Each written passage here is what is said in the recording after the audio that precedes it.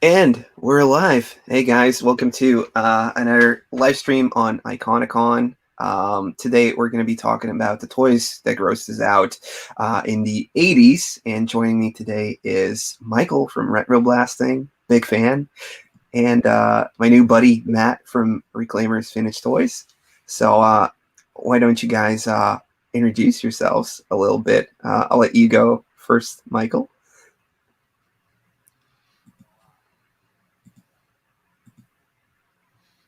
Can you guys hear me or not? Sure, no problem. I'm trying to figure out why I'm hearing two people. Yeah, I'm getting a feedback. I'm getting a feedback loop, but yes.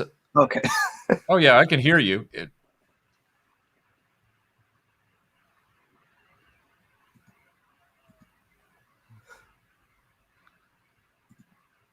It's almost like there's a browser open that I'm not seeing, but okay. Well, we'll just yeah. Go sorry, we're working out the bugs here. Is it when I'm talking or is it? No, I'm hearing a delay, and then my sound is coming back in my ear. Okay, that's weird. Okay. It's when anybody's talking.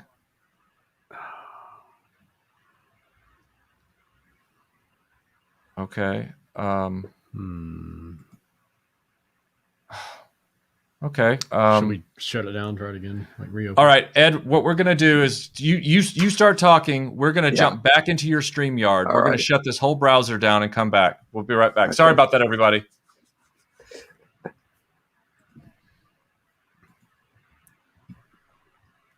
But you guys are still here now. There was like a second one in the stream. Can you still hear me, Matt, or not? Okay. Talk Ed. Hey Rick, what's up, buddy? Hey guys. Well, today we're talking about gross out toys. We're talking about Boglins, Madballs, anything that you guys probably remember that was kind of like icky, slime and stuff like that.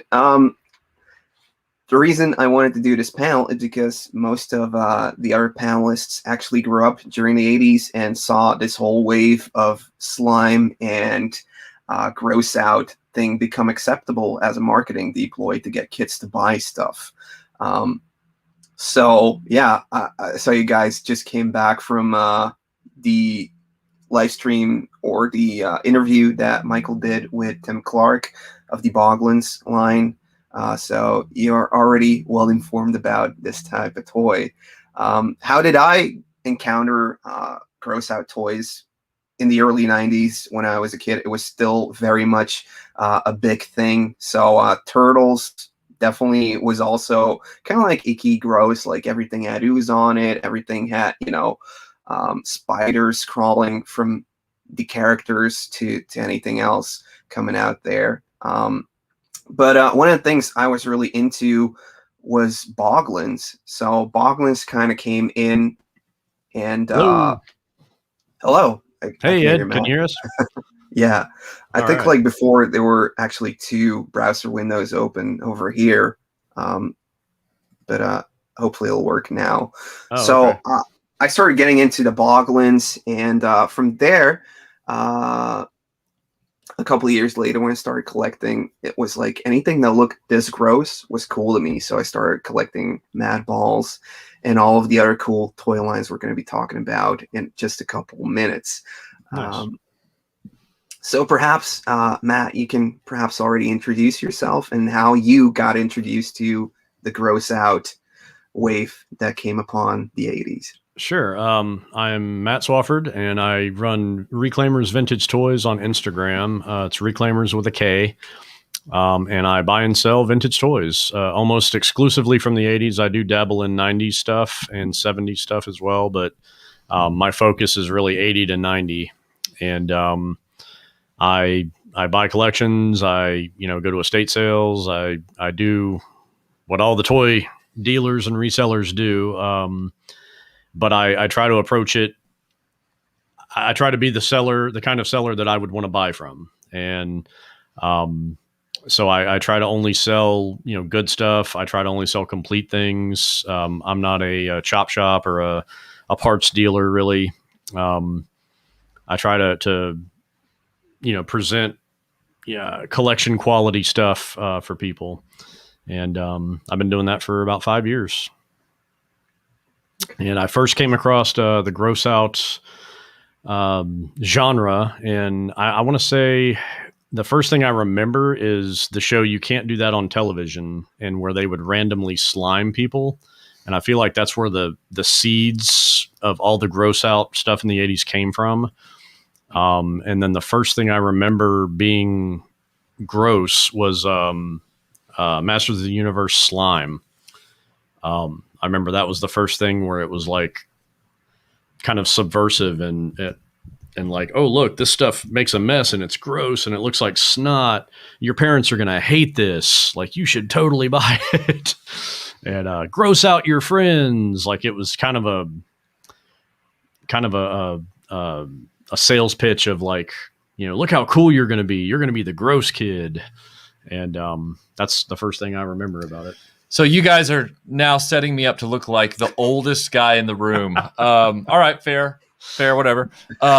My earliest memory of gross out toys was, I believe, 1982, if we date the toy correctly. Might have been 83, but it could have been 82 or 83, early 83, but it was Manglords. And the idea behind it was this like swamp thing looking foam rubber dude, this kind of like sticky rubber, sort of not stretchy. The whole idea behind it was he was this green, vaguely humanoid monster guy that you could rip apart. You could rip his arms off, his head off, and then you could stick them back on and he would be whole again. Unfortunately, it totally doesn't work. And so when I ripped the head off, I'll never forget, I'm sitting in the floor in my house in Nashville on that sort of beigey carpet right by the stairs that go up to the kitchen. I'll never forget. And I've got this thing open. I've just received it as a gift for the holidays. And I pull his head off and I pull his arm off, and then I try and stick them back on, and they just fall off because there's nothing to stick back on to. It's just this foam rubber thing that you've just ripped apart.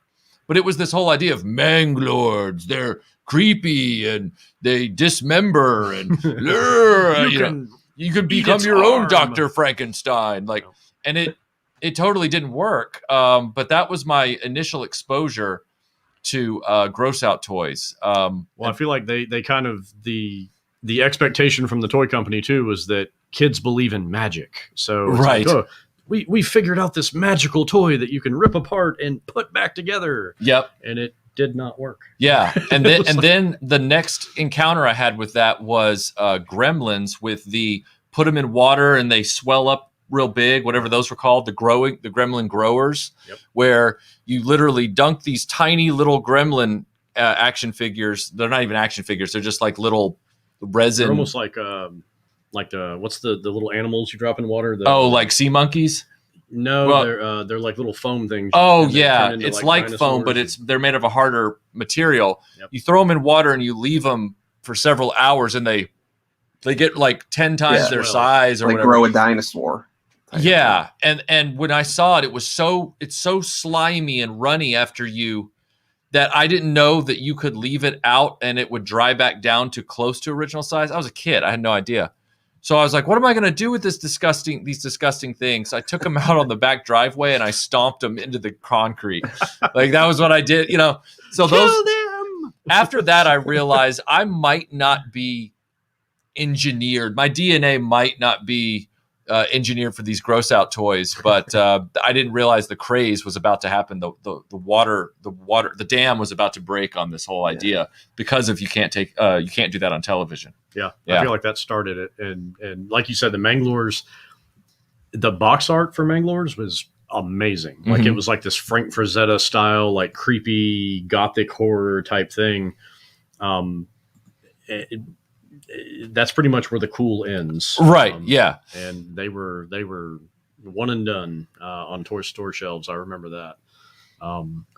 But I feel like once you get into 1985, He-Man slime, Garbage Pail Kids, Sectars. That's when the wheels really hit the mud, and things started rolling. What are you thinking of? I'm just trying to think if I'm missing anything in 85. Oh, well, Zap It. Or was that 85? I think it was. Or was that 86? I think that was 86, 87. Oh, okay. So we're a little bit of ways from the Zap It thing, but yeah. But yeah, the gross out, I was saying earlier, like the subversion. I feel like toy companies were trying to posit that if you wanted to be cool, you had to be that gross kid. Mhm. And I think that's kind of weird now. And at the time, I kind of thought it was weird because... Well, you had the whole Garbage Pail Kids craze. You know, I know they weren't toys. They were trading cards. Those I was into. And those I was allowed to have because they were small and they were paper and I could put them in a box and put them away. Right. And my mom and my grandmother never had to see those because they would not allow something like slime or, this, Mm-hmm. Something that looked like a giant, cockroach in their living room. And so those were safe. I collected those ravenously. I would not eat lunch sometimes, and then I would walk to Kmart after school and like buy as many packs as I could. And I was like, I guess that's kind of like the roots of Reclaimers Vintage Toys. Is I was kind of like a card dealer, at school, where it's like, hey, I've got 3 bad breath sets, and you've got a Leaky Lindsay, so I'll trade you these 2 for that one. And I was definitely a card shark when it came to those. Well, before we leave the early half of the 80s, I've just had a memory trigger. I think another contributor to the gross out factor trend in toys was when Play-Doh came out with that set where it was like the monster masher. Creepy head. And you put the halves together and the Play-Doh would come out of its eyes and its mouth. And you remember that? Yep. Yeah. Like squeeze it. They also did They also did Count Creepyhead, right? Or maybe that's what I'm thinking of. I'm that's- thinking of Count Creepyhead because I'm thinking of the whole Play-Doh thing, but I guess that was a proprietary product. That's what it was. Yeah, sorry. We also got some super chats in. Sure. Scuba Pete. Creepy Crawlers was one of the ones he wanted, but parents wouldn't buy. So did you guys have any trouble with like getting the toys? Like you said, I could own Garbage Pail Kids, but not get Sectars. Or did anything go for you, Michael? My mom didn't oppose Garbage Pail Kids, but she didn't encourage that either. She was like, and thankfully I was never really when I say thankfully, I mean I never really ran into conflict with my mom on that because I wasn't really a trading card kid, not until I was like an adolescent. So that never really became an issue. I had like one package of them and I was like, this is underwhelming, and I kind of moved on. Like I could have had an action figure, But I didn't see I see the appeal of the artwork and everything as an older person now. And I could have seen myself being into those as an adolescent, but I just wasn't quite old enough. I wasn't there yet. I was a late bloomer when it came to that.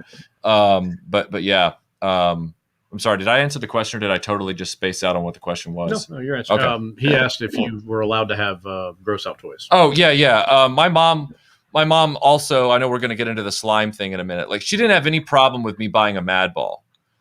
She thought they were dumb, but she didn't have any problem with it because it didn't make a mess. And like slime, on the other hand. But thankfully, once again, like with not being a trading card kid, I was the kid that didn't want to get my toys deliberately filthy. So slime for me was like, why would any kid buy that? Like, and even to this day, like you can find used He-Man action figures where that slime didn't quite wash out. We could get it out now as adults, but as kids, it's like it's still in the lines of his hair, and it's all crusted into the like. Yeah, he's got one peck that just looks kind of light green because it's got the crust. Yeah, like Ghostbusters was the same. Yeah, Ghostbusters. Yeah, I feel like we all knew that kid that had the slime pit. And he would put Moss Man in there. Or Grizzlor. Or Grizzlor. I've seen so many of Moss Man where it's like he's like slime matted. Where it's like crusted over and it's just disgusting. Yeah, it's really gross. Yeah, I distinctly remember every time we would go to the toy aisle post He-Man slime appearing, And that snowballed into Real Ghostbusters, and it snowballed into Ninja Turtles and Toxic Avenger and a number of other lines like that incorporated the slime. I distinctly remember going into toy aisles, and without fail, there would be busted cans on the pallet displays for those products, and they would be all dried up, on the shelf and stuff. There'd be a busted can here, there. Oh, brave man! It's still slimy. Yeah, I don't trust anything that stays fresh this long. I tell you what, I'll get you a little bit of a towelette. Oh no, I'm gonna pour this all over your carpet. No, don't do that. Oh, it's going down.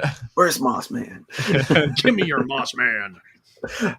Thanks, Jody, for No, you're fine. donation. I'll grab it. I also had Salvador. Pretty sure I cornered the gross out market in the 80s with my bird. Okay. Sal, you're too hard on yourself. Oh man, I need to catch up with the comments. Here we go. Slime Pit. Yeah, don't use it with Grizzlore. Well, I feel like that's part of the subversion where it's like, oh yeah, don't use it with Grizzlore. I'm totally using it with Grizzlore. It's like, don't tell me what to do. I actually don't know anything about it. Dinosaurs Attack, was that gross and violent? Those cards. I have no memory of Dinosaurs Attack. Well, what year was that, Thomas? Yeah, Thomas at Lio he probably is plugged into all these things that never even had a chance at the toy. Like he's a wealth of information over at Lio Convoy Reviews for this kind of stuff. But yeah, my mom wouldn't let me have the slime. I didn't want the slime. Moss Man had it coming. My mom wouldn't let me have the slime, and I didn't want it anyway. I was always shocked by the commercial for the first wave of Real Ghostbusters. Mm-hmm. We were already acclimated to the slime from the He-Man Slime Pit commercials, but Ghostbusters did it, and I had the Ghostbusters figures, the four guys, but when they just dumped that slime on them in the very end of the commercial, and it goes over their proton streams and everything as well, I went, oh, there's no way. That would break. Those would break. Because I knew how fragile those were as a child. I was like, no, that's just negligent. That's we would call that kid Sid these days, post Toy Story. Those things were like raw spaghetti anyway, those neutrino blasts or whatever. Yeah. Snap. Yep. So,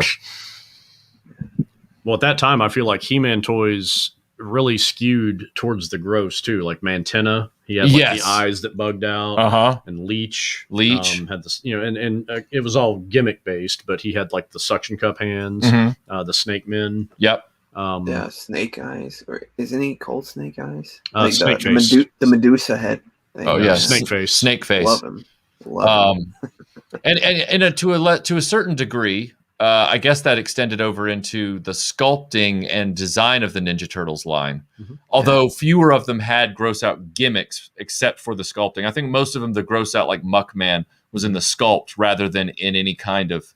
There were a few like Mutagen Man and some of them that had kind of like a, I feel like Mutagen Man was kind of that. I don't know if that was the apex of the gross out action figure, but. Having body parts floating around inside of it is, like Mosquitor had the blood inside of him. Yes. Yes. Like pump the blood. Toxic Avenger comes along those same lines, if I recall. Yeah. That was kind of like, that got into body horror. Right. But I feel like, Ninja Turtles and Toxic Crusaders, I feel like pushed it into the body horror realm. Mm-hmm. But we've definitely skipped over Boglins. Oh, I didn't mean to skip over anything. We were just on a roll. I just saw the Boglin on his screen, and I was like, oh, yeah, Boglins, too. Go for it, Boglins master. I guess perhaps like first, like you were saying, like 85 is when it started hitting mainstream, or when I guess people doing the marketing for toys were like, yeah, it's a gross toy. You can buy it. Okay, Omega Ordained. My mom took away our Garbage Pail Kids cards. I guess lots of parents had that, but were they that gross? Honestly, Some of them. I feel like the first couple of waves, they really they went hard in the first couple of waves, and then they kind of pulled it back. I feel like they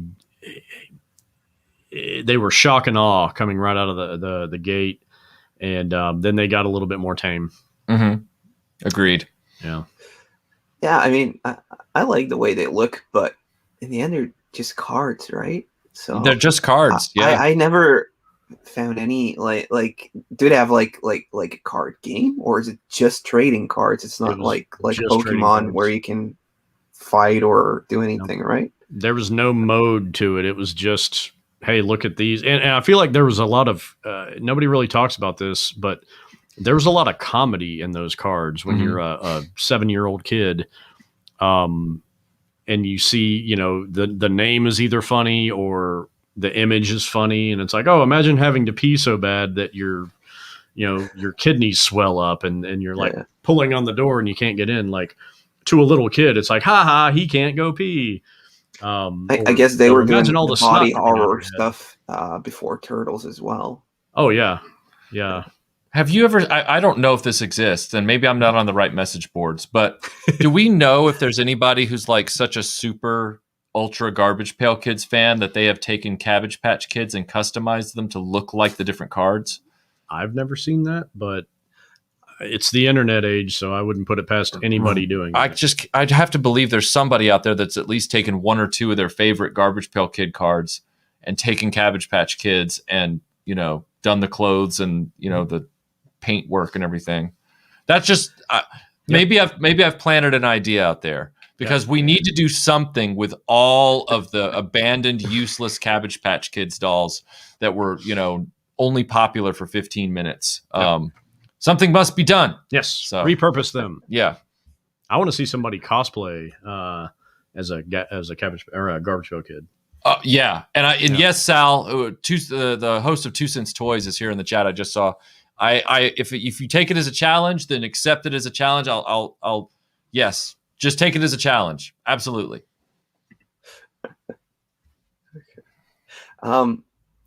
Yeah.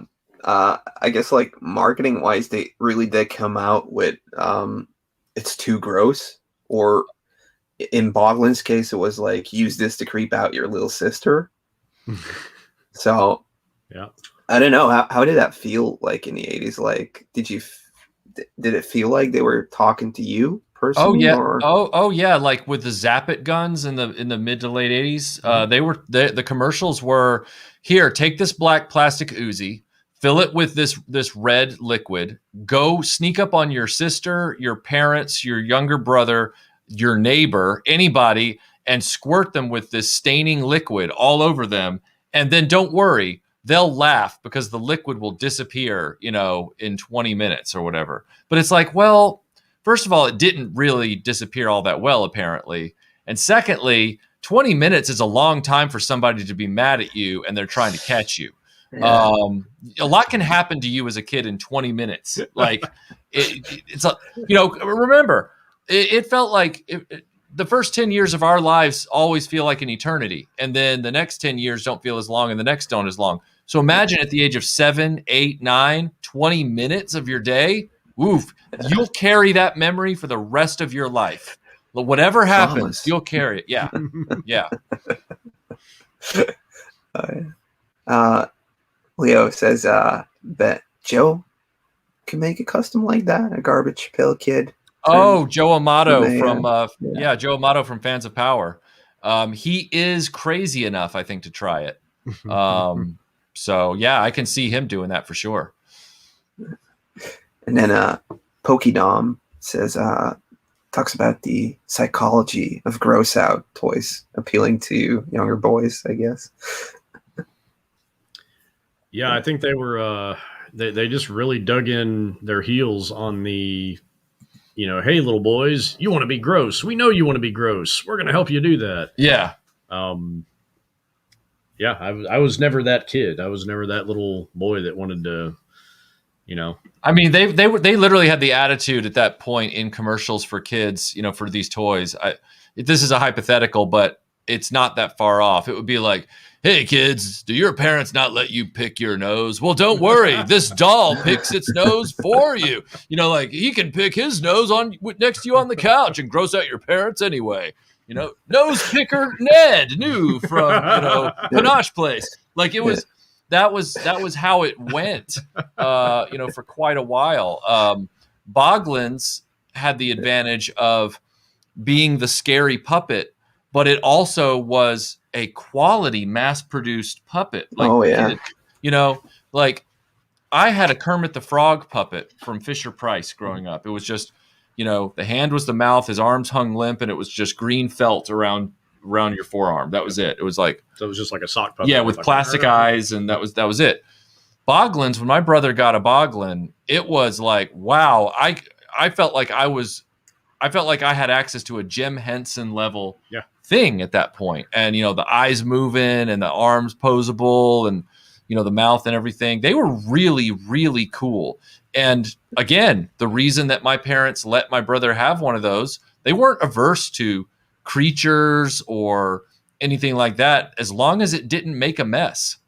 And so my brother had a Boglin. Well, I feel like Boglins are so well crafted. I mean, I feel like they're pro grade almost. I mean, like, and a lot of that comes from Tim Clark being a puppeteer and being, you know, part of the Henson company. But they went into that uncanny realm with the moving eyes and the realism of the eyes that they were, I mean, legitimately scary looking if someone wasn't fully aware of what they were. I have a funny Boglin story. We'll be the judge of that.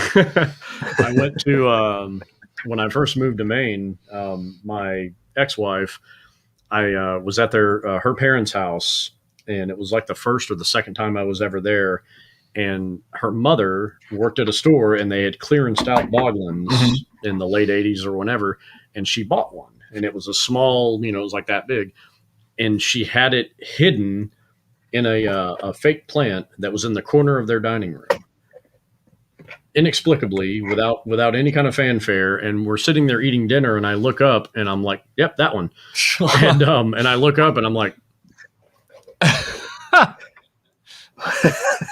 "Am I imagining this? Am I hallucinating? Is there a Boglin in your mom's fake plant over there?" And it's just like, and it was like kind of partially hidden. And I thought it was the funniest thing, but it literally was like, that was the first time I'd seen a Boglin in, you know, 25 years. Right. And I was like, why is there a random Boglin in your dining room? Yeah, that's funny. That would be awesome. Oh. I lost mine. I had one, and I took it into a pool, and we were playing with it, and it went up into like some bushes, and I must have looked for it for like an hour, never found it back. So they're out there. They got lost. I don't know how well the foam held up, but you might find some armatures with the eyes still on them. I remember when my brother bought it, and I was, you know, getting to, you know, understand how it worked and all that kind of stuff. What it really reminded me of, and why I thought it was such a pro level thing, and it really was the way the mouth looked when you operated it reminded me of the goblins from Labyrinth. That, like, when they opened their mouths, they had the exact same kind of motion. It wasn't just a hinge mouth with, you know, lower jaw and an upper jaw that just kind of went like this. It was like, it was organic in the way it operated, and you could manipulate it. It was very, very advanced. And again, the only reason that I haven't gone and collected Boglins is because, and I'm so happy that the new ones are out now, and I'm gonna buy a few of those, is because of their price and their deterioration factor. That's the only reason that I haven't gone and found some vintage ones. I think my brother still has his, but I don't know what kind of shape it's in. So these are the new ones. Nice. But I think in Europe they use something different, because all the ones I find are like the vintage ones. They're all still in okay condition. Like the newer thing they made them with is supposedly supposed to be really good. Like that they'll last a couple lifetimes. Right. But you just need to clean them. and put oils on them every once in a while to really. But you need to do that with Street Sharks as well, and other type of rubbery toys. Kenner Aliens. Technically 90s. they're 90s, but they did have the slime feature and everything like that. We have the alien Queen's Hive, or Queen's, whatever you call it. I guess it's Hive. Yep. And it comes with a courtesy tub of that alien slime. Fun. Mm-hmm. But yeah, technically 90s, but you know. So I got I'm sorry, go ahead. I didn't mean to step on you. I got to ask everybody here on the panel and in the chat. Have we talked about Madballs yet? We have not. Okay. Not really. Can I ask what the Joe Amato at Fans of Power he loves Madballs. This is my childhood Madball, all right? I still have it. I bought one, and I went, just like with Garbage Pail Kids, I'm like, I'm not seeing the fascination here. Now, I don't hate it or anything. I like the sculpting. I like all that kind of stuff. What I don't understand is how it's now this beloved toy, because it's like, what do you do with it? Like, it's not a wiffle ball. You can't hit it around with a bat unless you want to blow it up in a few minutes in the backyard. Mm-hmm. It doesn't really have any features on it that you can use. It's just an ugly ball. Yeah. So it's like, somebody tell me, I'm reaching here. Show me the sailboat in the hidden picture, please. Like, what's the deal with it?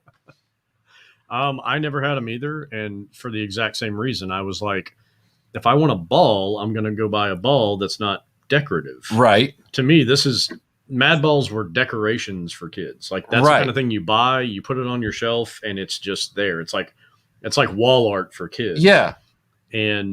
But you can't really do anything with it other than just like, hey, catch. Okay, throw it back.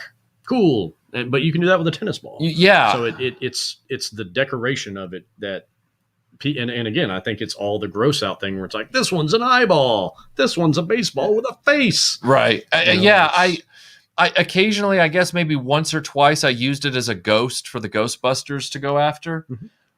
But that was about the extent of its usability. Obviously, because I kept my toys when I could, I didn't get rid of it or anything. It's right here. But the post 80s obsession from collectors for Madballs is where I'm kind of standing on the outside looking in going, why are the prices so high on these? Yeah, it's insane how high the prices are. Yeah. But I'm one of those buyers where, like, whenever they pop up, I'll just buy them. They also come in like two different. These are the hard ones, and you also have foamy. This is foamy. Yeah, this is foamy. Yeah. I guess the hard ones, people got hurt, and that might have been a problem. But I completely agree with you. Like, what do you do with this? Yeah. I mean, is it something like, look at this gross thing, and I'll throw it at you, sister, and then you run away because you're scared of it? It's like, I don't want to catch that because it's ugly. Can you see? They also had bats and like a football and all of that stuff. I would just love to know the pitch meeting behind that, where they're like, okay, so what we're thinking about here is the pet rock, but we want it to offend the senses. We don't just want it to be your pet rock. We want it to be a pet rock that repels you. Like, that has to be the pitch. But it has to be a toy because we have to be able to put it in the toy aisle. Right, so we have to be able to put it in the toy aisle. A Madball. Yeah. And if I've got a choice between a Madball and a Boglin, which I know the price point is totally different. I get that. But I would go for a Boglin all day long because you can do something with it. Like, not only can it be a monster for your other action figures, but it's a monster that can bite your other action figures and kind of knock them down with its arms and all this kind of stuff, where it's a foam ball. Well, when you're interacting with another toy, like, hey, it's a Madball versus an Inhumanoid, like then it makes sense. Right. And they made them ugly enough to where they could be Ghostbusters ghosts or whatever. But again, it falls into that category like Inhumanoids, where it's like monsters for your other toys. So as an accessory, they also tried turning it into like an action figure line with these. Oh, that's right. And once again, they also had like some sort of a motorcycle, and another vehicle was planned but remained unproduced. But yeah, apart from a couple articulations. They didn't do too much, and they have like this popping action where it should pop off. And this is basically like just a bouncy ball. So, and see, that's cool as a accessory for another toy line, right? Yeah. Or that would have been a great integration into the Ghostbusters toy line. Mm-hmm. Yep, absolutely. But they're pretty small compared. Like I do like this. So yeah, but the nice thing about ghosts, it can work. Ghosts can be any size. You know, they're giant ghosts. They're tiny. You know, full roaming vapors. You know, that's the thing. That is the one advantage of the Ghostbusters line is any orphaned toy that you didn't have the whole range of, and it was a monster. Just have the Ghostbusters go after it. Like we've got a Manglore over here. I'm gonna put the ghost trap out. And just like anything, like even Boglins had some knockoffs, but the Madballs, something else popped up. These blurb balls, which had like a tiny ball on the inside as well, and some more of that gruesome. Don't those like squirt out like the mouth? Or whatever? There's like this little thing on the inside that should be squirting out, but I haven't been able to do it like that. But they all had like that one thing that like a shark, a vampire. These were pretty cool. So they weaponized Madballs. Yeah, and they're way bigger than like a Madball. So you see that executive where he's like, "Can we give Madballs a projectile?" I love your idea, but I'd love to see a projectile coming out of it. Yeah, market research has determined that missiles are very appealing to children, especially after the Iran-Contra hearing. So if we could just get some missiles with our Madballs. Your mom was pretty cool then, Omega Ordained. She was progressive. Obviously, like Madballs was done by Amtoy, who also did My Pet Monster. So, My Pet Monster. Any thoughts on that?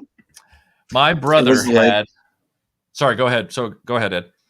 Was like my buddy, but the gross. Mm-hmm. My buddy doll, but the gross one, without being Chucky, I guess. Well, imagine the movie Child's Play with a My Pet Monster instead of Chucky. Yeah, I don't think it would have the same effect. On the one hand, I really was annoyed by the My Buddy commercial after a certain point. I was like, come on. Like, hey, look, it's a toy for your kid that has no friends. I mean, it was like, oh. So in that respect, I really liked the idea of, you know what, if you're gonna buy like a nearly life-size stuffed animal, at least make it one that you literally put manacles on because it could escape at any minute and like ravage your neighbors, like just so my brother, of course, was fascinated by it because he was into the He-Man stuff. He was in, to the puppets and the Boglins and things like that. Mm-hmm. So my brother wanted a My Pet Monster really, really badly.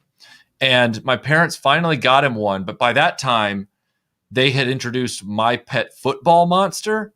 So not only did he get the My Pet Monster with the manacles, but it came with like a full-on football helmet, which he still has somewhere to this day, unbroken manacles, everything somewhere.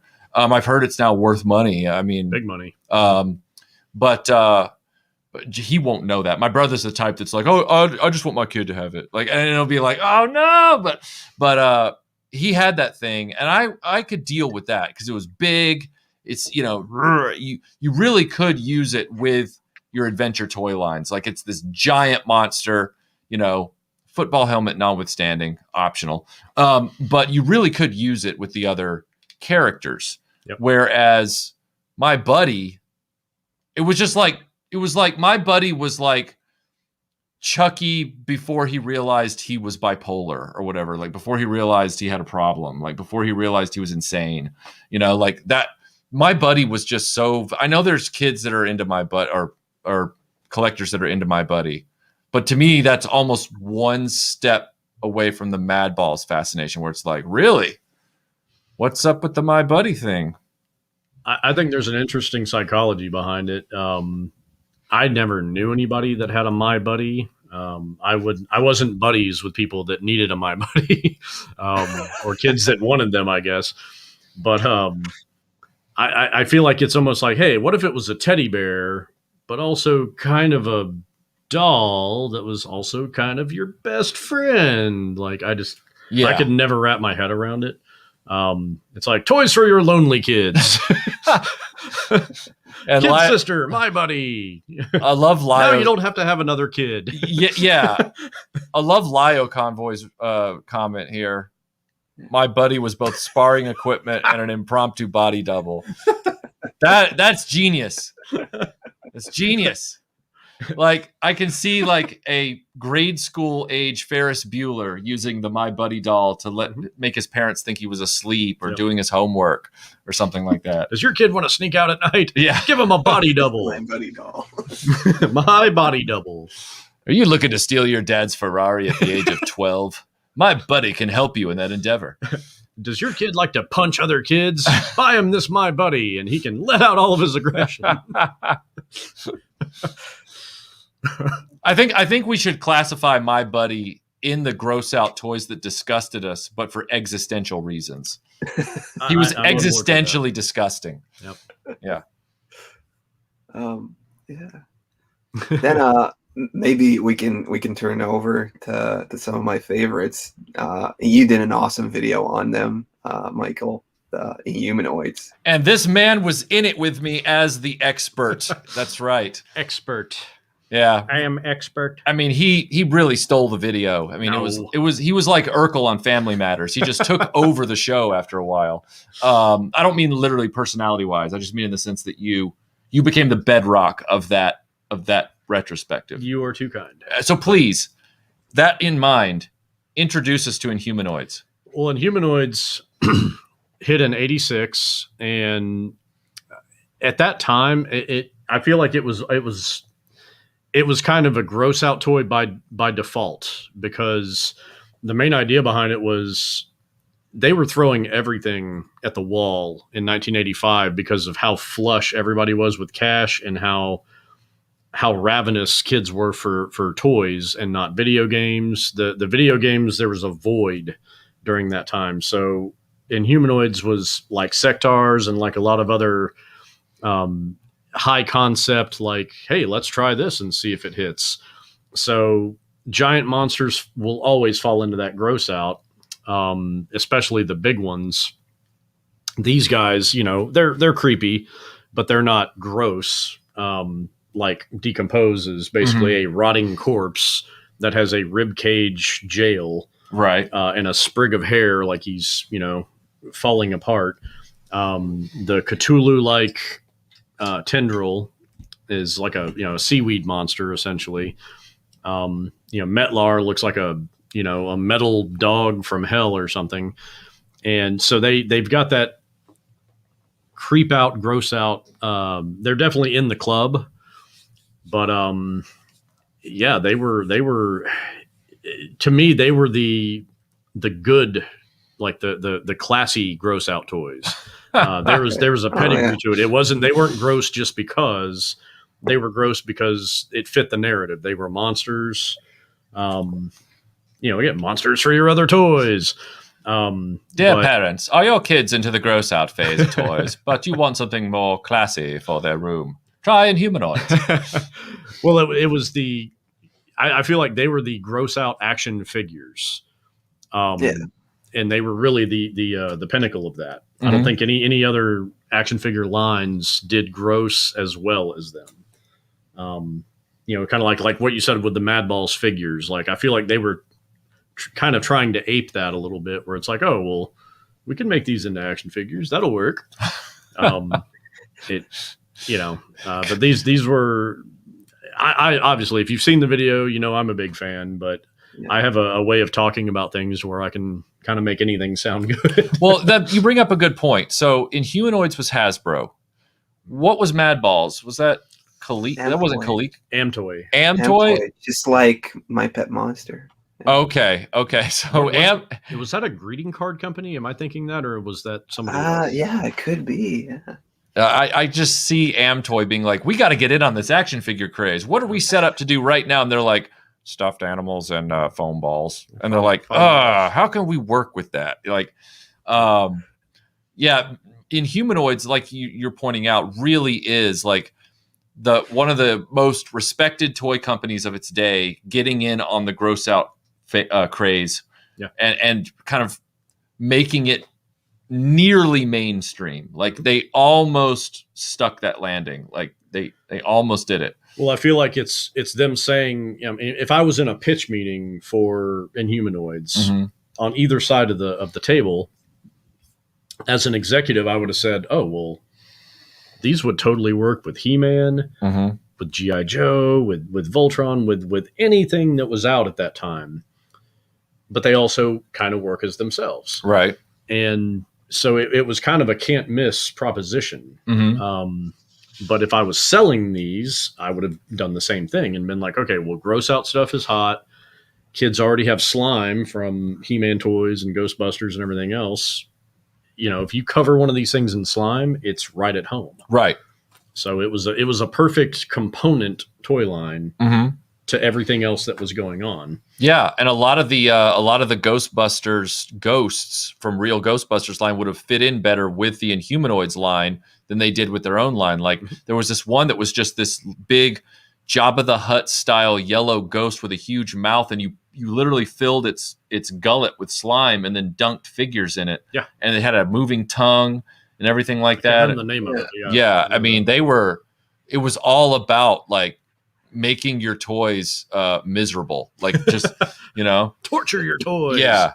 Yeah. Anything we want to say about Sectars? Oh, that's funny that this is the next slide, because I was about to jump right into Sectars and I went, oh, well, Ed might have a structure and I don't need to just go freeform. But you can go freeform. Okay. Form of improv. So Sectars was one that was definitely made my radar back in the day, but I ended up not buying any because they were expensive. And I was already at that point. This was 85, right? 85. 85. So I was into Mask. I was doing Voltron at that point. I was not quite out of Transformers yet. And I was my brother was buying Thundercats and still buying He-Man. I was buying the occasional Star Wars figure. And there was one more that I thought of. Oh, yeah, G.I. Joe. I had some G.I. Joes trickling in. So there was no budgetary room for me to get Sectars. And then when Christmas came around, when I could have asked for them on my wish list, I was like, no, I really want like the whole Voltron robot instead.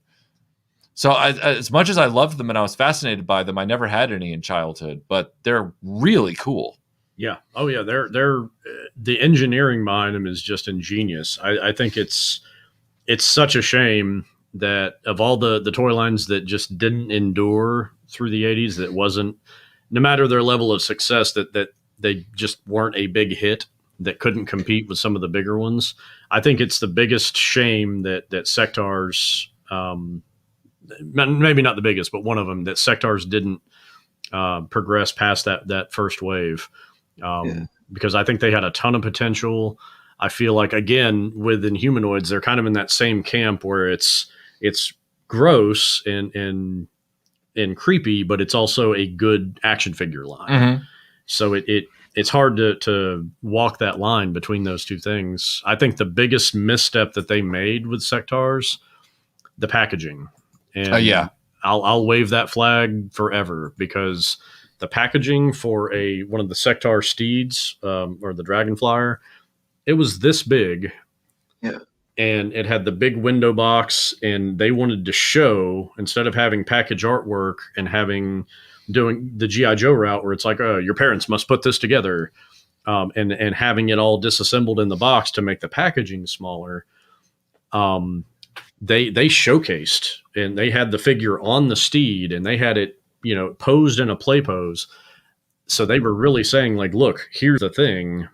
But it took up so much real estate on the toy shelves in 1985. Toy stores and stores in general were literally looking at toy shelves like beachfront property. Like, okay, what do we got here? We got these things. Okay, that takes up the space that 4 other toys could go on that are selling well. So when they weren't when they didn't come out of the gate doing gangbusters, they look at the Dragonflyer and they're like, this thing's $30. We can put, 4 things on here that are $20 a piece. So it made more sense. I don't know the ins and outs of retail at that point, but Well, I yeah. would imagine that it's the only thing that makes sense is like, okay, these things are huge and they're not moving. We need to clearance them out and get them out of here. Yeah, the box for the hive, which I have, Huge. the box for the hive is as big as the box for the flag. Yeah. And What? yet the hive is a facade playset. Like they built a lot into it, don't get me wrong, but it's hardly as complex or as massive in the end game as the flag is. It's just this big edifice. It's basically like a big Snake Mountain. Yeah, Big Snake Mountain. Yeah. And again, it's got the cool puppets in it that are very, very, very sharp. Don't get me wrong. Mm-hmm. But it's retail shelf real estate versus its popularity was at cross purposes. Yeah. So yeah. But I think what the line might have helped was having more colors, because everything was really dark, or it was based on bugs, but they didn't go with green or anything. It was black or white or a little hint of blue in there, but like the play set, it looks like a brown mess, like a dark brown mess. It's Turf Castle. Yeah, it's Turf Castle. Same thing goes with the big hand puppeteer things. They look really dark, and it was like, I'm not buying you this giant insect doll. No, that's not happening. So I think that didn't do too well.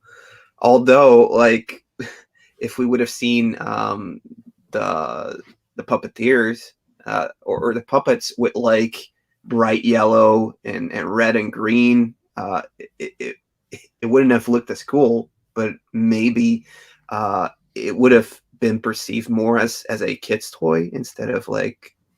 I feel like it would have. Yeah, you're right. It would have been if they'd brightened up, especially the good guys. Even the good guys and Sectars are scary looking.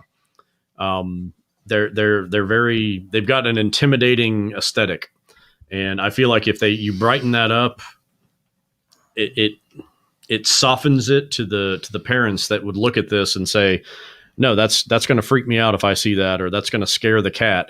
Right. You make it brighter, greens, yellows, pinks, things like that. It's still cool, but so what you're saying is it doesn't make it as horrific. What you're saying is that Sectar should have come out in the 90s when they made everything like neon colors. Yeah, orange and neon. Well, I know the second wave of Sectars that was planned, the color scheme really changed up a lot. They were introducing the female character Stellara, and some of they were really varying up the insects and the creatures. Yeah, Spidrax, he got like a white color scheme. So it's a shame. It's a shame they didn't stick around.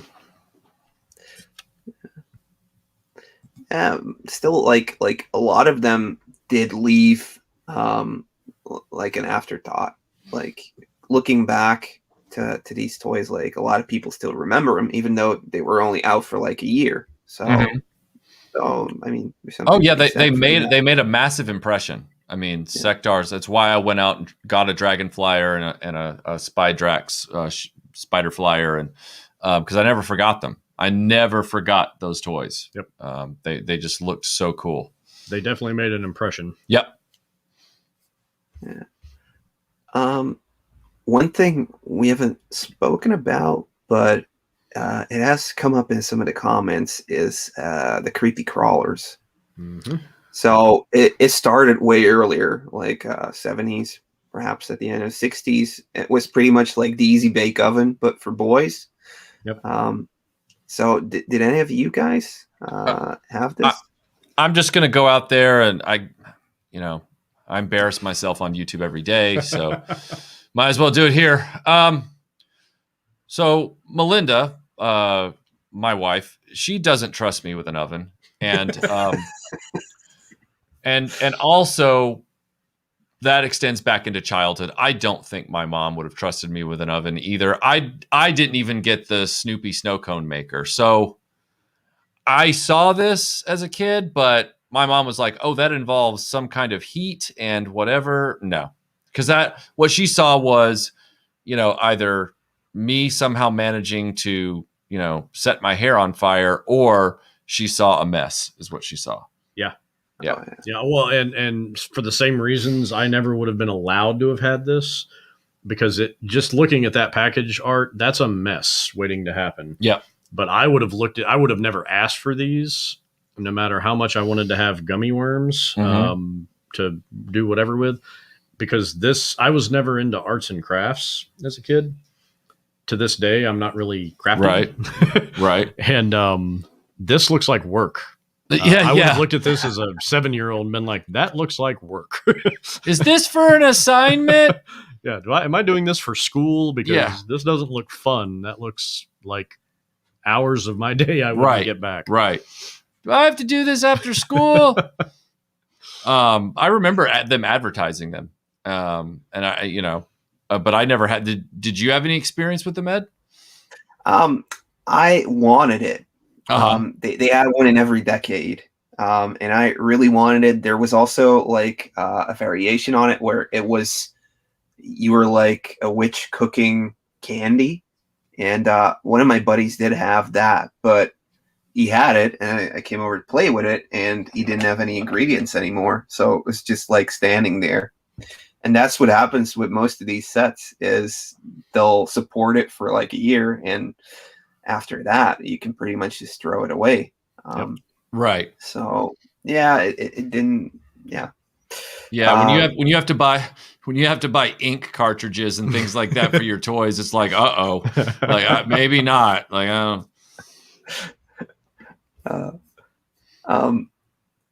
another one I had also set up was the Mad Scientist. So the alien autopsy thing. Oh yeah, I remember that. So cool. That. Yep. You know what, that you talk about a memory trigger. I never actually was around it outside of it being in a store on a shelf, but I remember the commercials and stuff. What did you think of this, Matt? I never wanted them or had them, but I remember being at a sleepover / birthday party in mid 87, late 87. And the kid whose birthday it was got one of these.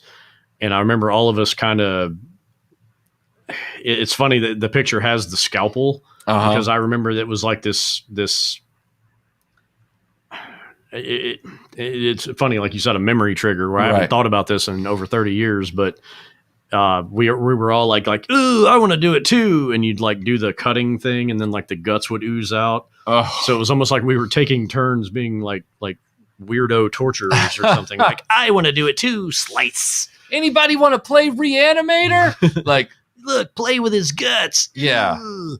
And that was my only experience with these. And I wasn't, to me, I mean, I grew up in the swamp. So I literally had a river in front of my grandmother's house. So, I mean, I would swim with alligators and we had snakes in the backyard and lizards running around everywhere. So I was never easy to gross out. So even doing that, I wasn't like some of those kids, like I thought they were going to throw up, and like, oh, I want to do it too. Oh God.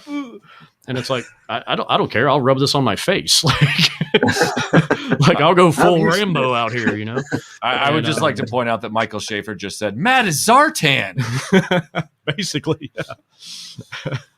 But yeah, I wasn't grossed out by it. So to me, it was just, maybe it was my inner adult as a kid, but I was just kind of like, okay, well, this just looks like a mess that I would just get in trouble for making. Yeah. And the enjoyment wasn't there. So it's like, right. It's a monster that's gross for my other toys. Woot. There's a theme developing here. I mean, you pointed it out in an email, and I had to look it up because this is like from the commercial where they say it's too gross, a part of the Mad Scientist thing. I guess they also did the what is it, like dissolvement chamber thing? They also did. Yeah. They had something where like it would melt. Mm-hmm. I can't. I don't know Flesh exactly dissolving lab. Yep, there you go. Yeah, kind of like that bioflesh thing. Yep. That came with Terminator. But that's 90s. Yeah. That still frame that you have up is pretty much. I feel like that's every corporate toy guy in the 80s going. Boys love grossing out girls. So that's what we need. Can you see that commercial?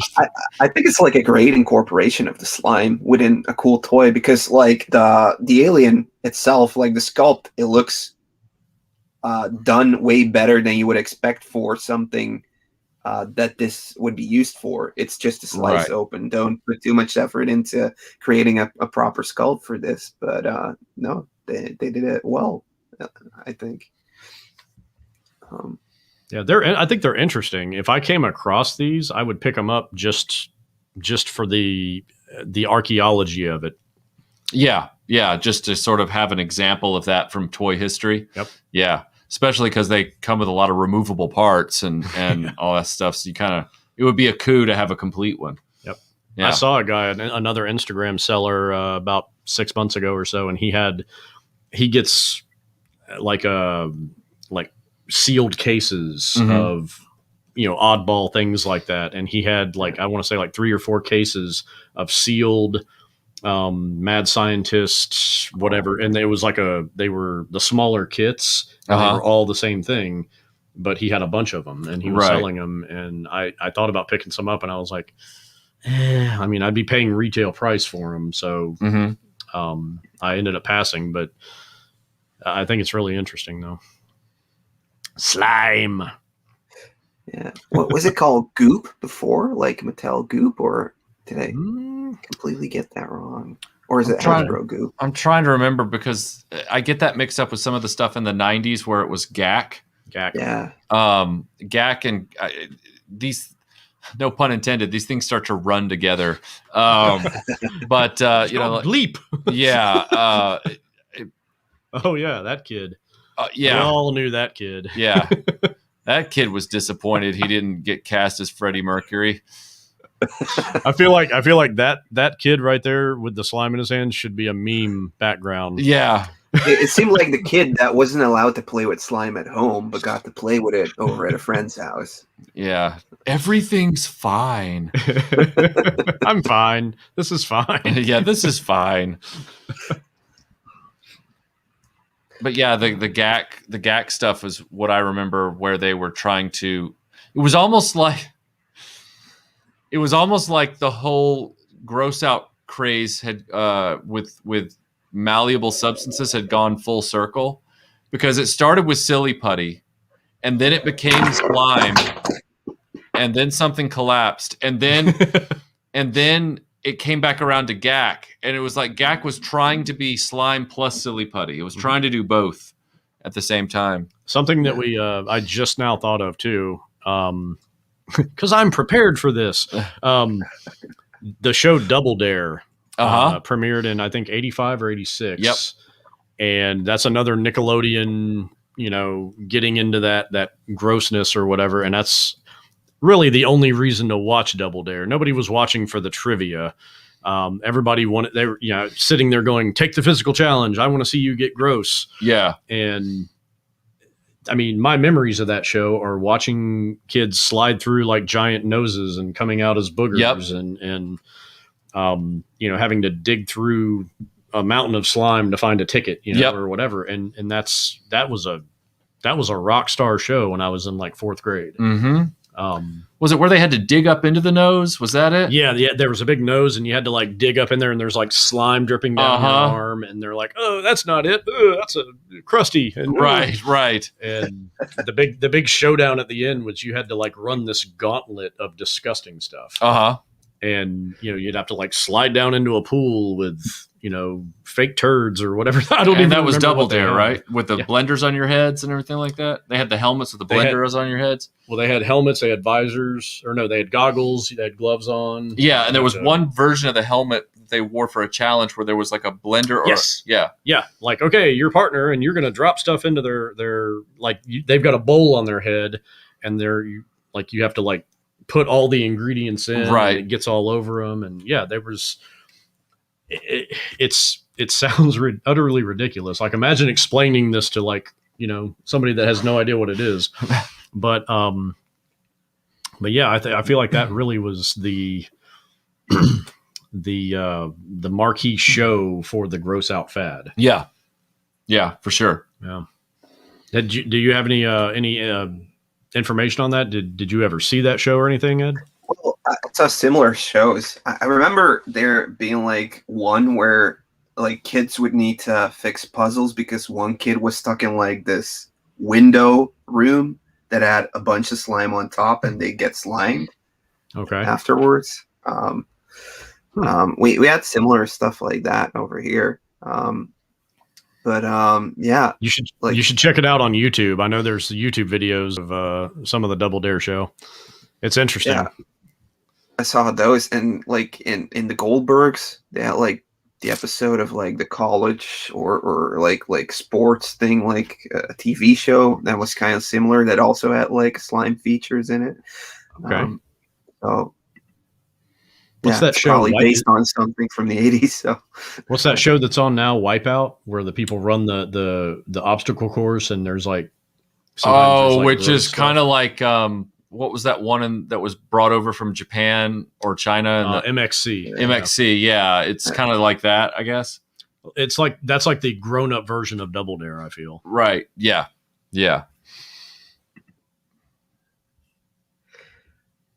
Okay. Wow. Alanis Morissette getting slimed. Wow. Yeah, she was on that show. Afraid of the Dark. Is that also one of those? Are You Afraid of the Dark? That was 90s, I think. Was that more of a scare show than a gross out show? Or I can't remember. That was like a kid-friendly horror show. Kind of like Goosebumps and Takeshi Castle. I want to say that was Nickelodeon, I think. Takeshi's Castle. That's what MXC was originally, and then when they brought it over here, they redubbed it and called it Most Extreme Challenge. Most Extreme Challenge, and they just kind of riffed the dubbing as well and made it like a comedy show, even though I'm sure it was a lighthearted, fun show in its original form as well. But like they just kind of made up what people were saying. It was always somebody being renamed, like Joe Baba Ganoush, and he would come up to the microphone, and again, I'm sure in the original dub they were actually asking him, "So, do you think you're going to make it?" The guy would probably say, "Yeah, I've got a really good chance. I got a good feeling about this." And of course, the English dub, he'd be like, "I like Pop-Tarts." He'd be like, "So, you going to make it?" The guy would go, "Helter Skelter," then he'd go running off. But it was, I could see. I enjoyed the riffs, but I could also see through it into what the actual show was. Not exactly a gross out show, but it was definitely, like you said, the adult version of Double Dare. Like we might throw you into a pool of water or something like that, but we're not going to make you dig around a big nose full of boogers. The booger nose challenge. Yeah.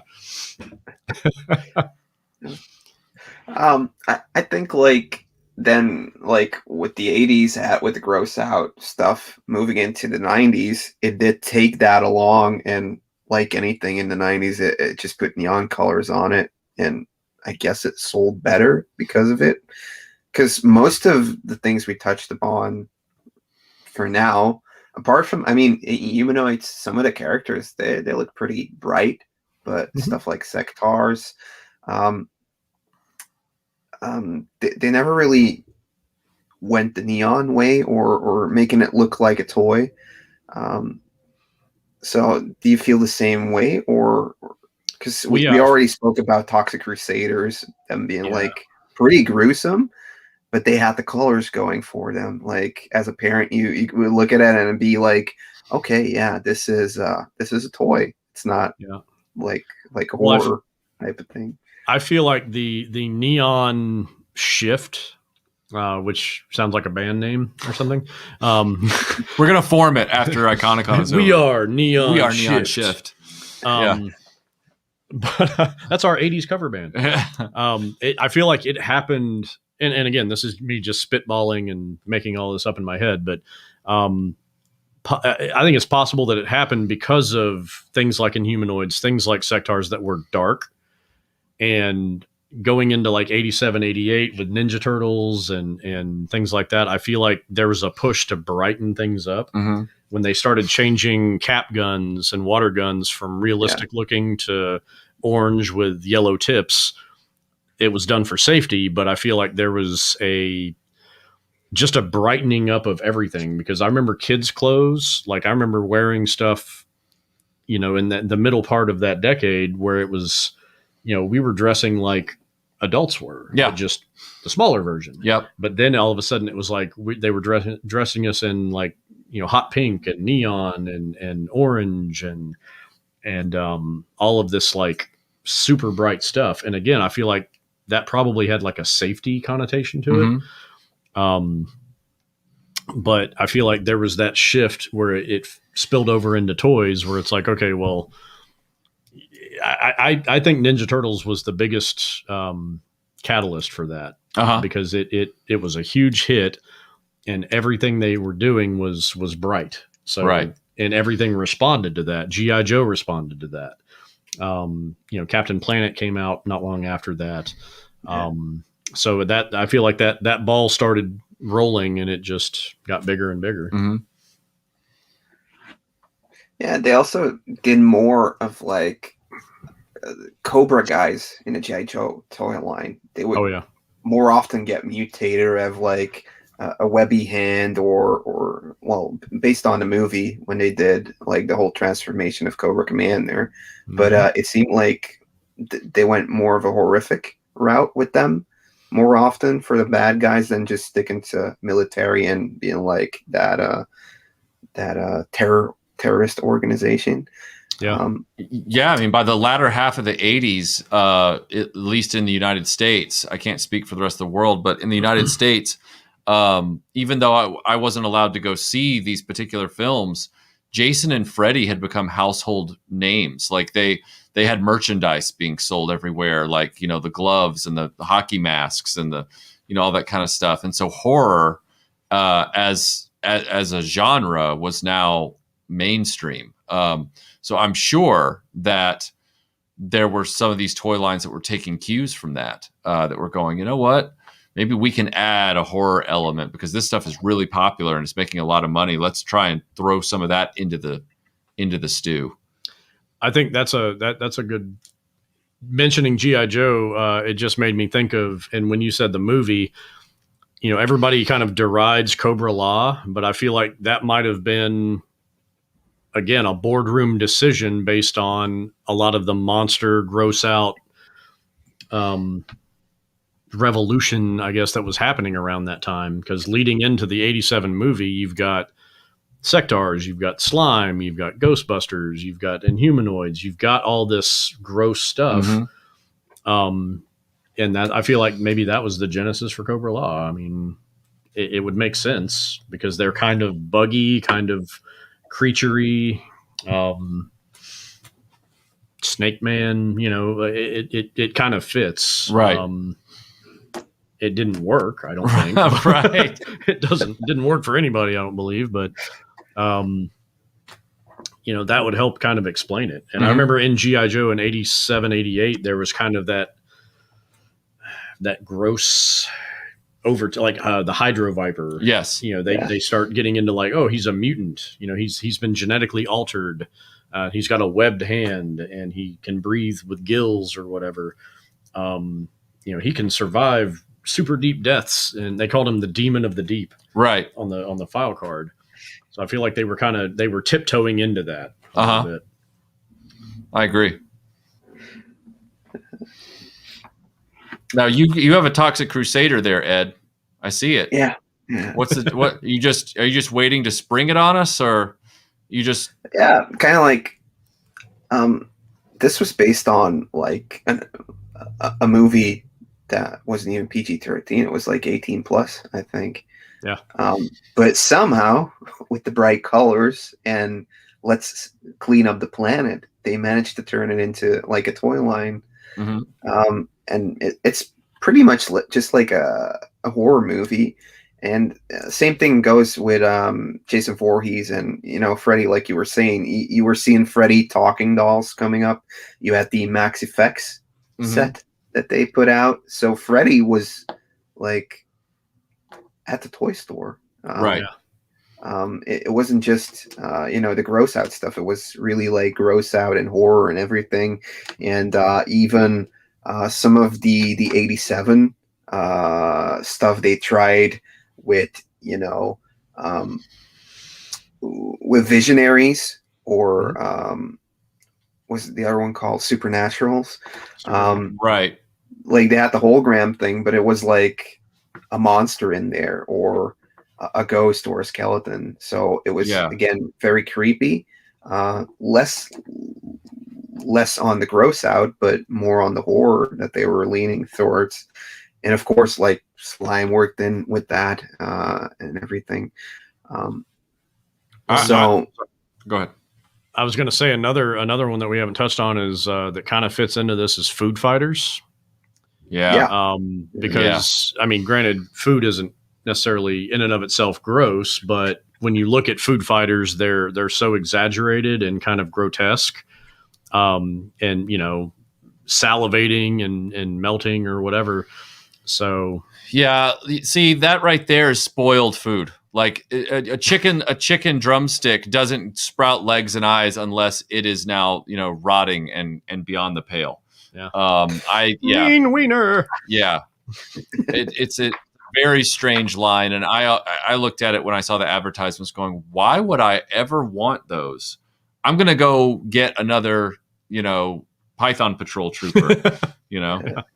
But like at the end, they tried so much with rubbery toys, like dog toys. Mm-hmm. Like this is a dog toy, but Barnyard Commandos, same thing. Like they went overboard with it. It was like, oh, it has to be cartoony, it has to be gross, it has to be everything all in one toy, and it doesn't need to cost much. Right. Ants. That was one. Yeah, army ants. Army ants. It's like you could squeeze their rear end and it's rubbery. It's like, I don't need that in my life.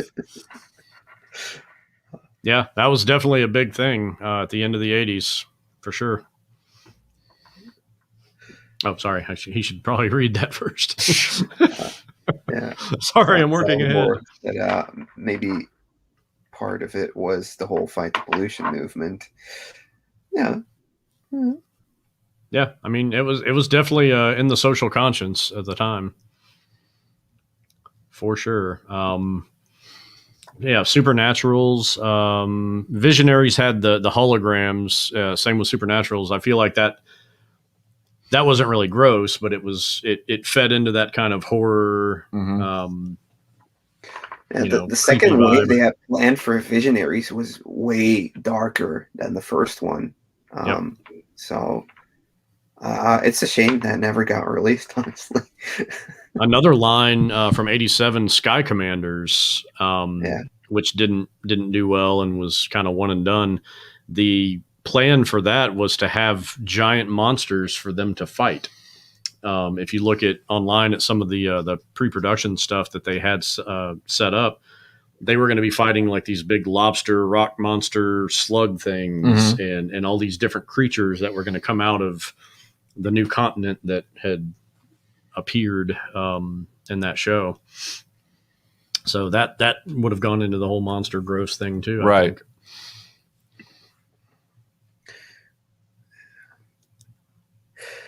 Yeah.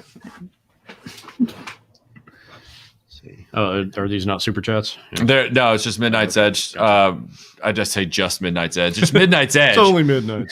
Talking about Garbage Pail Kids and the slime craze. Yeah. So, do you think they still market gross out these days? It seems to have completely faded. I know that kids have gotten into slime within the last year and a half, but they make it. They send out the recipes, and you can get them online, and then parents and kids treat it like an arts and crafts day, and they make it in their house, and it's like, so it's kind of come back in that regard. I haven't seen, when I go to the toy aisles, anything that's just gross anymore. Like, do you? The last thing that I remember, I feel like nowadays it's less less cartoony. It's less like, oh, whoa, look how gross this is.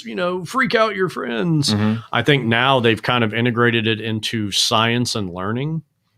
Because I know they used to have this. It was a bug vacuum that you could buy at Target, and it was like a little, looked like a pistol, and it had like the tube, and you'd hit it, and it was a vacuum, and you could suck up spiders, and it would suck it into like a chamber, and then the kid could take it off and be like, I have you now, like an imprisoned spider or a bug or whatever.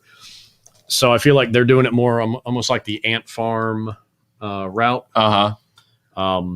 And like, build your own terrarium. Like, I feel like it's kind of gone that way as opposed to slime and monsters and gross. Right. Like really gross. It's more like, here's nature. You do have like the grocery gang, and for my daughter, I actually bought her like this box. So this little box that has like a monster inside of it, and there's this thing you can open it with, and it has pizza. You can pull his tongue, and his eyes move, and so it kind of reminded me of a Boglin, but it was more of this time. But she plays with it a lot, actually. But then again, it's not as gross as something that would come out of the 80s. Right. Same thing with slime. It's more like arts and crafts than incorporated with an action figure or anything. Did they ever do like a crossover with Barbie and slime? I don't think so. I don't recall one. I don't recall a Barbie crossover with any kind of gelatinous substance like that. I can't recall any girl's toy that was gross. Yeah. I feel like all the slime for like a toy line like She-Ra was like bubbles. Yep. Like everything was like cute. It was like bubbles and like things like that. Yeah. Xanadu. Yeah. What would you guys say your favorite gross out toy was? And perhaps Michael can go first, or do you have one right on your lips, Matt? No, that's just me thinking with my mouth. Favorite one. For me, it would be either this dragon flyer, if we count that as a gross out toy, because of the puppet incorporation and the wings. I just think it looks cool. Or it would be Boglins. I think Boglins, just the first professional grade puppet that was affordable and mass produced. I really, really liked Boglins. Still do. Those would be my two picks. I can't steal that answer, obviously. So, oh, sorry, I just kind of ran the gamut, didn't I? I like Rock Lords. I think they were like the best gross out toy. I agree with that assessment. Mm-hmm. I obviously I love Inhumanoids. Obviously, did a video about it. But I would say, as far as something that I didn't have, I would have loved to have had slime to use, with my other toys like G.I. Joe and He-Man and things like that. I don't know if I would have trusted, 8-year-old me with slime, but I think it would have been a fun thing to kind of interact with the different toys and things like that. That's I can't think of any that I'm sad that I missed out on. Mm-hmm. Other than Sectars and Humanoids that I've since remedied because as an adult I procured those. Right. But slime is always stayed in the rearview mirror. Yep, me too. I have these ectoplasm canisters simply because I remember the He-Man slime cans and everything being on the toy aisle, and I got these a long time ago secondhand, and they actually happen to have viable slime still in them. But like I have them because they were part of that original wave of Ghostbusters figures. But as far as like active nostalgia for slime, I mean, not. Oh, April said she had a Barbie toilet that flushed. Yeah, that's something we definitely missed. Is all the baby doll body functions. Yeah, oh yeah. Baby poops a lot. Right. And Melinda's talking about the baby that you fed food to and it passed through. Yeah, that. But it Ugh. wasn't perceived as like gross. It was just like, yeah, well, Well, it's cool as that a you want to do that with your as toy, a little but kid watching the commercial, I thought it was gross. I was like, wow, I don't want that. Well, I feel like it was sold as like realism, where it's like, oh, look, it's yeah, the baby you can actually feed, and this is how digestion works. Yeah. No thanks. And you got to clean it out, or it's gonna stink. girls had the grossest toys. Yeah. You Didn't just they have Betsy Wetsy or something Yes. like that? Like the one that would like wet its diaper? Yep. Yeah. Oh, Yep. yeah. No thanks. Yeah. Yeah. I'm surprised girls. I never asked for those. I'm surprised girls didn't have marketed to them pets with the same issues. Like, it's Barfy Cat, you know? So, oh, wait. Oh, Puppy Puddles? But that might have been the 70s. Okay. Wow. So they had like a toy dog that would pee. Okay. Yeah. Wow. I there you go. I am never And I'm never surprised by these things. and Sal said there was a baby doll that ate its food, but it sounds like it had an actual not safe for children mechanism in it. Yeah, it's I'll have to like look the Cabbage Patch Kids Snack Time edition, but I think that's 90s. So Right. they had like a mechanism on the inside that they could put the food in, but Right. it would continue to feed as long as something was in there. So if your hair got caught into it, it would just keep pulling it in. Oh, And I don't think it was a razor, but it was metallic or like hard plastic that was ripping it Right. in. So that's Wow. why those didn't get such a good review. Yeah. I think they pulled them off the market as well. So Yeah. It's like, quick, it's got her hair. Give it a carrot. Give it a carrot. Get her out of there. Yeah, like, yeah. I think my favorite picks would also have to be Boglins, just because, yeah, like you guys said before, the quality, how you can play with it, it's amazing. It was also originally pitched as like the bad guys for Sectars, and apart from that, like there's two things I check on a daily basis on all of the websites I buy off of offer ups and stuff like that, and it's Boglins and Madballs. I don't know what my fascination is with Madballs.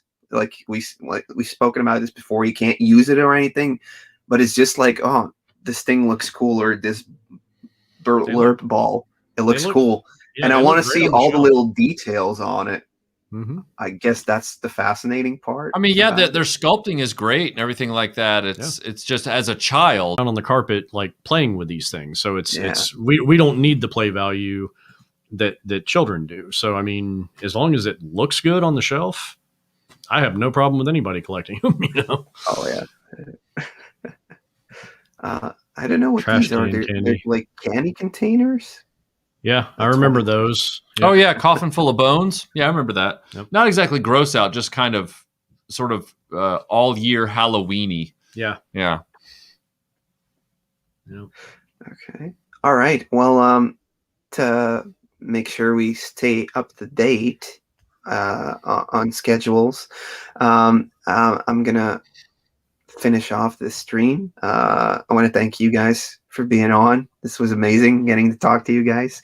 Yeah, and everybody absolutely. who's in the live chat was amazing as well. So just one more time, perhaps let me know where everybody can find you on socials, and what you got coming up next on ICONICON or whatever projects you're working on. So Matt, you can go first, of course, buddy. Sure. I'm on I'm Reclaimers Vintage Toys with a K on Instagram.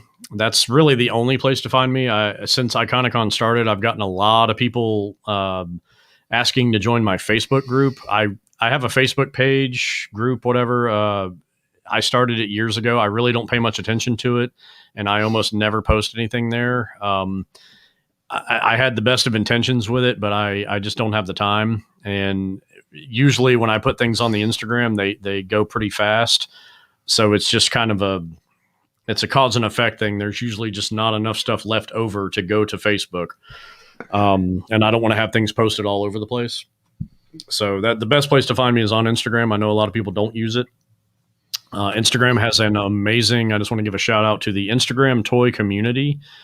Is fantastic. If and I'm gonna throw some shade at Facebook here. The Facebook toy community is kind of like, it's like the dirtiest Walmart you could go to, and Instagram is like the nicest Target in the nicest part of town, and it's really like you walk in and it's like, it smells good in here, everyone's friendly. It really is. It's a great. A lot of the toy sellers on there, we know each other, we talk to each other, we keep a lot of the scammers out. It's a really good vintage toy market. So if you're not on Instagram and you're a toy collector, you should get on that. It's worth doing. Awesome. So. I can be found on YouTube at youtube.com/retroblasting, and I believe you and I are going on to Midnight's Edge to discuss Sword and Sorcery. Is that right? Yes, we're doing that in about 30 minutes. About 30 minutes. So at noon, we will be on Midnight's Edge discussing Sword and Sorcery movies of the 80s as part of the next event for ICONICON today. So, and that should be fun. Awesome. Yeah, looking forward to it. But thanks for having us on, Ed. This was a lot of fun. And, this was amazing. So thank you. Thanks, everybody. And I'll see you in the next ICONICON panel or video. So see you soon. Bye. Bye.